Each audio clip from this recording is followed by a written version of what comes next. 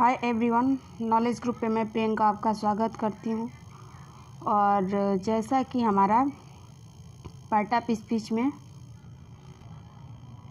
Conjunction topic चल रहा है, तो आज हम जो बात करेंगे कंजंक्शन का ही पार्ट जो है सब ऑर्डिनेटिंग कंजंक्शन पे बात करेंगे।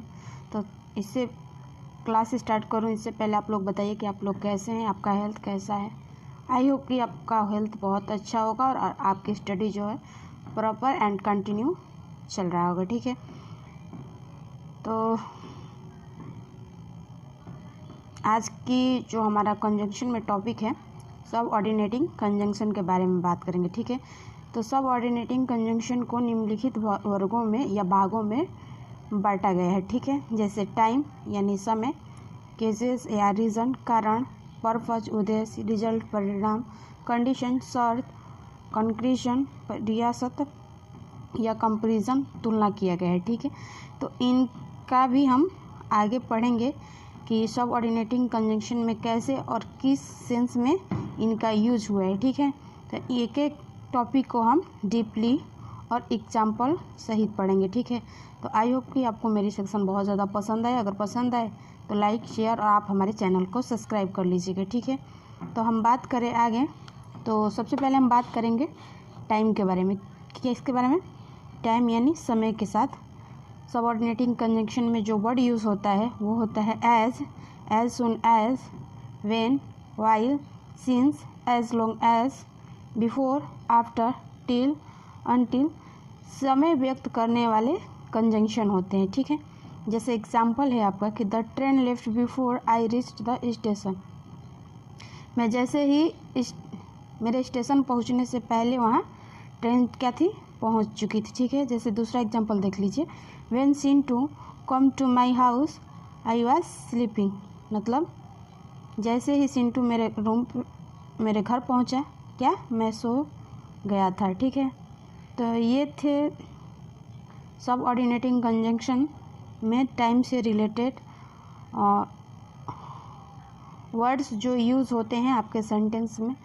तो अगर एज या एज सुन एज या व्हेन या व्हाइल या सिंस या as long as, before, after, till, until जो है सेंटेंस में जहाँ भी यूज़ हो तो ये हमारा सब ऑर्डिनेटिंग कंजंक्शन का पार्ट है। ठीक है, तो यहाँ तक आपको समझ में अच्छे से आ चुका होगा। आगे हम बात करें, आगे एग्जाम्पल जैसे as soon as the thief saw the police he run away. मतलब जैसे ही पुलिस ने सुना, जैसे ही पुलिस पहुंचा वहाँ क्या हुए थे, जो चोर थे वो भाग गए थे। ठीक है, दूसरा बात कर ले केसेस या रीज़न यानी कारण का सब ऑर्डिनेटिंग कंजंक्शन में कैसे यूज़ होता है। तो इसके साथ जो वर्ड यूज़ होता है बिकॉज या सिंस या एज का यूज़ करते हैं। तो बिकॉज का अर्थ जो हिंदी निकलता है क्योंकि, और सिंस का अर्थ निकलता है चूँकि, और एज का अर्थ भी आपका क्यों ही निकलता है, क्योंकि ही निकलता है। ठीक है, जैसे एग्जांपल है कि as my father has grown old he can not work hard. मतलब मेरे पिताजी ज़्यादा समय या ज़्यादा उम्र के हो गए हैं क्योंकि वह कठिन परिश्रम नहीं कर सकते। ठीक है, दूसरा एग्जांपल है कि since he was unwell he did not attend the meeting. ठीक है, तीसरा एग्जांपल देख लीजिए, जैसे I can not go out because it is raining. मैं नहीं जा सकता क्योंकि बारिश हो रहा है। ठीक है, अब तीसरा बात करें सब ऑर्डिनेटिंग कंजंक्शन में पर्पस। ठीक है, तो पर्पस का मतलब होता है उद्देश्य। ठीक है, तो इस सेंटेंस में जो उद्देश्य होता है तो इसके साथ जो यूज़ होते हैं वर्ड वो होते हैं सो दैट। तो इसका हिंदी अर्थ निकलता है ताकि, या दैट तो इसका भी अर्थ निकलता है ताकि, या लिस्ट तो इसका अर्थ जो निकलता है ताकि नहीं। जैसे एग्जांपल कि bring the closer so that I can see it better. ठीक है, बेटर। दूसरा एग्जांपल है कि we eat so that my may life. ठीक है, तीसरा एग्जांपल है जैसे कि work carefully lest you should fail. ठीक है,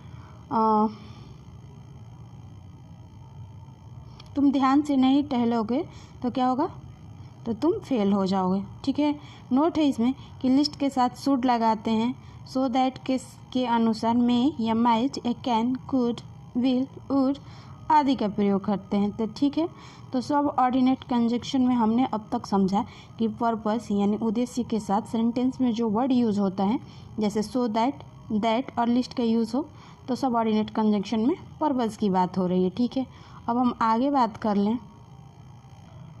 आगे वर्ड है जो हमारा सबऑर्डिनेटिंग कंजंक्शन में रिजल्ट यानी परिणाम के बात करेंगे। तो इसके साथ जो वर्ड यूज़ होता है वो होता है सो दैट या सच दैट का यूज़ होता है। जैसे एग्जांपल है कि she is so weak that she cannot go anywhere. ठीक है, दूसरा एग्जांपल देख लीजिए, जैसे he is such a kind man that he will help you.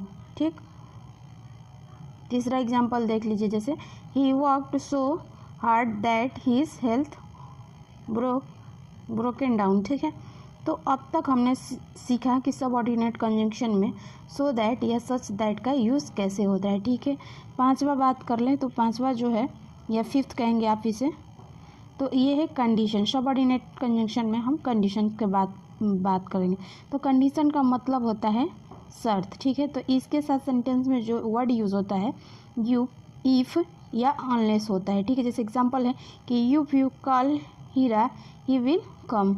यदि तुम हीरा को कॉल करते हो तो वो आ गया होगा। ठीक है, दूसरा एग्जांपल देख लो, जैसे you should not go the wedding unless you are invited. ठीक है, मतलब तुम वेडिंग में नहीं जाओगे क्योंकि वहाँ पे तुमको इनवाइट नहीं किया गया है। ठीक है, आगे है कंक्लूजन।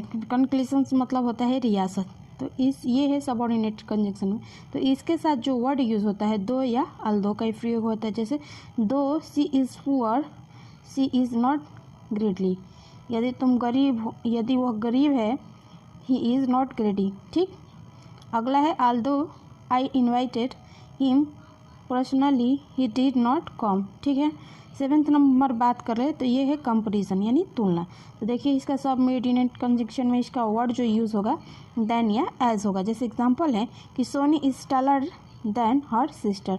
सोनी जो है अपने बहन से क्या है, ज़्यादा लंबी है। ठीक है, ये Soni is tall as I am. Soni उतना ही लंबी है जितना कि मैं। ठीक है, तो अब तक हमने सेवेंथ जो रूल्स हैं सबऑर्डिनेट कंजंक्शन के अकॉर्डिंग हमने उसका डिस्कशन किया। आगे भी हम और है जो वर्ड इनका डिस्कशन कर लेते हैं। ठीक है, अगला वर्ड है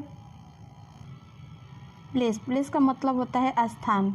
ठीक है, तो सबऑर्डिनेट कंजंक्शन में इसके साथ वेयर या वेयर ए वर्ड का यूज़ करते हैं। जैसे एग्जांपल है कि I know where he was born. ठीक है, आगे है कि use of some important conjunction, मतलब कुछ शब्द है जो कंजंक्शन में यूज़ होते हैं। ठीक है, जैसे वर्ड है आइदर आर या नाइदर नार। तो इसका मतलब होगा, तो आइदर अगर जहाँ सेंटेंस में आएगा तो उसके साथ आप और का यूज़ करेंगे। अगर आपके सेंटेंस में नाइदर आ रहा है तो उसके साथ आप नॉर का यूज़ करेंगे। ठीक है, जैसे एग्जांपल है कि neither Sonu nor his friends has come. ठीक है, तो हैज़ का ना सेंटेंस में यूज़ करके जब हम यूज़ करेंगे हैव के, तब जाके हमारा सेंटेंस करेक्ट बनेगा। ठीक है, दूसरा एग्जांपल है your house is not either beautiful not useful. ठीक है, तो नॉर का नहीं यूज़ करेंगे मेरे भाई, और का यूज़ करेंगे। ठीक है, तो आज की वीडियो यहीं तक, और इसके साथ कुछ इम्पॉर्टेंट वर्ड हैं जिनका हम डिस्कशन करेंगे, जैसे कि डेली की वीडियो में हम आपके साथ डिस्कशन करते हैं। आज के सिनोनिम्स और एंटोनिम्स वर्ड है आपका अवेफ्ट का मतलब होता है पीछे। ठीक है, तो इसका सिनोनिम्स यानी पर्यायवाची जो होगा असर्टेन, बैक और बिहाइंड होगा, और इसका एंटोनिम्स यानी विलोम जो होगा ये फॉर हो जाएगा। ठीक है, दूसरा वर्ड है अबैट। अबैट का मतलब होता है कम करना या घटा देना। ठीक है, जब हम इसका सिनोनिम्स यानी पर्यायवाची बनाएंगे तो बनेगा और प्लीज़, डिसलाइन, डिस्ग्रेस, डिसमिनिश और लिसन। एंटोनिम्स यानी विलोम बनाएंगे तो बनेगा इंक्रीज, एक्सटेंड, इनलार्ज और प्लाउ। ठीक है, अब आगे कुछ प्रोवर्ब्स यानी कहावत है जो कि एग्जाम के पॉइंट ऑफ से व्यू से आपको देखने को मिलता है। जैसे लाइक प्रीस्ट लाइक डिसल, ठीक है, अंधा गुरु बहरा चेला, ठीक है, इसका अर्थ होगा हिंदी। दूसरा है कि every cock fights best on his own dunghill, ठीक है, अपनी गली में कुत्ता भी शेर होता है, ठीक है। आगे हम कुछ इडियम्स से उस पर बात कर लें। तो इडियम से है आपका कि ए डार्क हॉर्स मतलब होता है, इसका हिंदी तो मतलब हो जाएगा ए डार्क हॉर्स का मतलब कि एक काला घोड़ा, नहीं, तो इसका मतलब हो जाएगी ए कॉम्पिटिटर ऑफ ऑनर कैपेबिलिटीज, ठीक है। दूसरा है अ ब्लैक शिप, तो इसका मतलब हो जाएगा एक काली भेड़, नहीं, इसका मतलब ये नहीं होगा एक काली भेड़, बल्कि एन अनलॉकी पर्सन। तीसरा है जैसे एट ए स्टोन थ्रो, मतलब थोड़ी ही दूर पे थी, ठीक है। तो ये थे कुछ इडियम्स, प्रोवर्ब्स और सिनोनिम्स, एंटोनिम्स। आगे और भी हैं फ्रेजल वर्ब, हम उनको भी देख लेते हैं। तो फ्रेजल वर्ब में आज जो हमारा वर्ड है एग्री, ठीक है, क्या है एग्री। तो एग्री के साथ अगर विथ लग जाए तो इसका अर्थ होता है सहमत होना, ठीक है। अगर एग्री के साथ टू लग जाता है तो उसका मतलब होता है एकमत होना, और एग्री के साथ अगर ऑन लग जाए तो सहमत और एकमत होना दोनों अर्थ निकलता है, ठीक है। आगे है वन वर्ड ऑफ सब्स्टिट्यूशन, ठीक है, जैसे कि one who resided in the country of which he is not a citizen, ठीक है।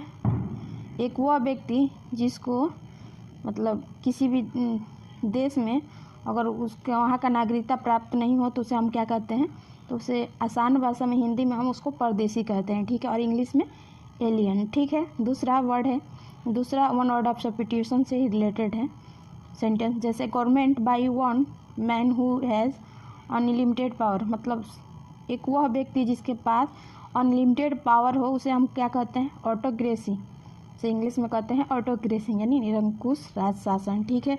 अब आगे कुछ वर्ड हैं जैसे डेली वर्ड मीनिंग इंग्लिश। तो 5 हम डेली वर्ड मीनिंग इंग्लिश लेते हैं जो कि आपको एग्जाम के पॉइंट ऑफ से व्यू से देखने को मिलता है। जैसे आपका वर्ड है आज का अटेंशन, अटेंशन का मतलब क्या होता है, ध्यान, ठीक है। दूसरा वर्ड है अप्रेंटली, अप्रेंटली का मतलब होता है स्पष्ट रूप से, ठीक है। तीसरा वर्ड है अप्रोच, अप्रोच का मतलब होता है पास आना या पहुँच जाना। चौथा वर्ड है एक्चुअलाइज, मतलब क्रियान्वित करना, मतलब कार्य को जारी रखना, ठीक है। और 5वां है एकोमोडेशन, मतलब विशेष अधिकारी या एक्सपर्ट अधिकारी भी बोल सकते थे, ठीक है। तो ये थे आज हमारा कंजंक्शन से रिलेटेड कुछ क्लास में हमने आपके साथ बहुत इंपॉर्टेंट चीज़ डिस्कशन की हूँ। आई होप कि आपको बहुत ज़्यादा पसंद आए। अगर पसंद आए तो लाइक शेयर और आप हमारे चैनल को सब्सक्राइब कर लीजिएगा। अगर इसी तरह का आपको वीडियो चाहिए तो आप हमारे चैनल को सब्सक्राइब कर लीजिएगा। और फिर मिलते हैं नेक्स्ट वीडियो के साथ, तब तक के लिए thank you and take care, God bless you.